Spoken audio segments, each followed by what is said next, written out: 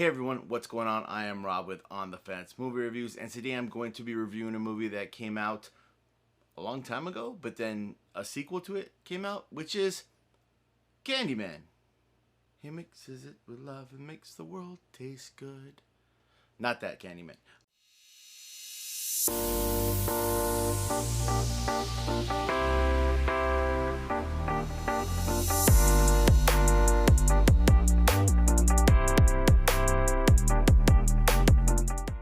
So 2021's Candyman is a sequel to the original Candyman. I think there were some other sequels in between, but I'm pretty sure we're X-naying on those. And this is the sequel to the original Candyman.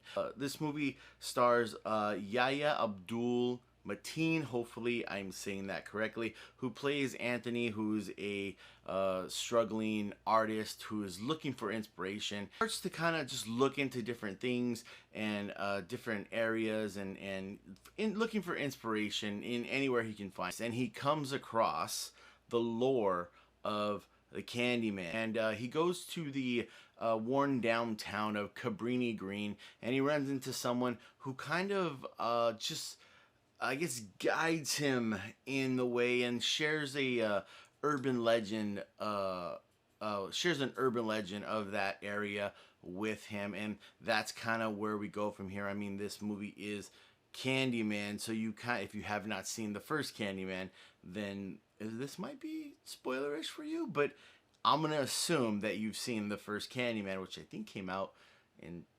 1990. Or 1992. I could be mistaken. Please don't murder me for that. But it was in the early 90s. So he kind of starts digging deeper into the lore, the urban legend of the Candyman, and that's where I'm gonna just kind of leave it. Don't want to spoil anything for anyone who hasn't seen the movie yet. But let me say some of the stuff I did like about this movie. And I feel like the actors and the actresses who were in this movie did a really good job. I think they were given their roles, and I think they played them excellently. There was some comic relief, but it wasn't over the top. So I like that. Sometimes in horror movies, you can sometimes they have the comic relief be a little too much, but I think it was just perfect. And the actress who played, I don't know if they were married or boyfriend and girlfriend, but the actress who played his partner, they had really good chemistry, so I thought that was excellent. One thing that is very upfront in this movie and very in your face is social commentary. A lot of topics that deal with race, and I'm okay with that. I don't have an issue with that.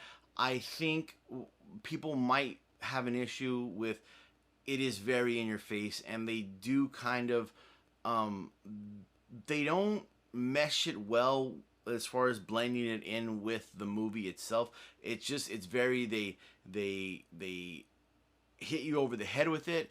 Again, some people might like it, some people might not like it. Just throwing that out there, that status and social issues that they do deal with in this movie. This isn't your typical horror slasher movie. I think finding information, kind of researching different things that are going on, learning history about what's going on. To me, it's a little different. Good or bad, I just think it's a little different. Where you're expecting just upfront gore, blood, and don't get me wrong, there is that in this movie, but I think they do it in a creative way. The way they use mirrors in this movie, at least for me, while I was watching this movie, I just was like looking. Anytime I'd see a mirror, I was looking to see if I would see the Candyman walk by, or just kind of be unfocused in the background, and I think they did a good job of doing that and kind of playing with mirrors in that aspect. There's even I feel like they use the mirrors in a creative way to show kills and to not show kills that keep you in suspense. So I think they did a really good job of that. One thing I guess I just wasn't too big a fan of is I feel like the third act of this movie was a little different, or kind of took it on a different tone maybe. 'Cause I feel like the first two acts was more like this guy's investigating, and he starts off like he's trying to find inspiration, and then the third act is just it completely changes, and I don't, some people may like it. For me, I just wasn't a big fan of it. I feel like the tone changed a little bit. It just didn't fit in. I think of a movie, I think of different pieces that kind of like a big puzzle, and different pieces kind of fit together, and this makes a good movie. And I feel like for that third act, it just didn't fit for me. Now you may watch this and be like, Rob, you're crazy. I think the third act was amazing. It went perfect, and that could be you. But for me, it's the third act. I'm not saying it wasn't good, but for me, I feel like the tone of the movie changed a little bit. This movie tries to emulate the first Candyman, and instead of trying to be its own movie or kind of just be a sequel, it tries to be the first movie, and it didn't work for me. I don't know what. I feel like it was missing something. Maybe if you watch it, maybe you'll know what that is, or maybe once again, maybe you'll think I'm just crazy and everything was perfect about this movie. So I don't know. You tell me. I would say this: I like the acting. I don't think the script was that great.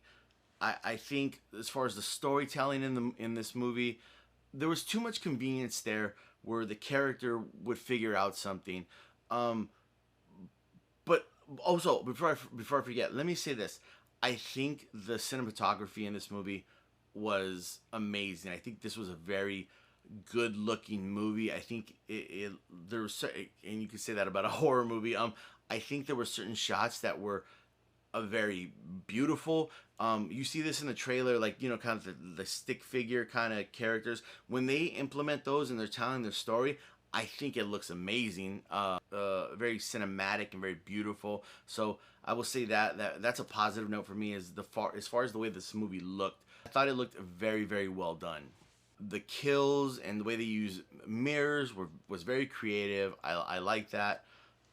So with saying all that, am I gonna stay on the fence or get off the fence when it comes to 2021's Candyman?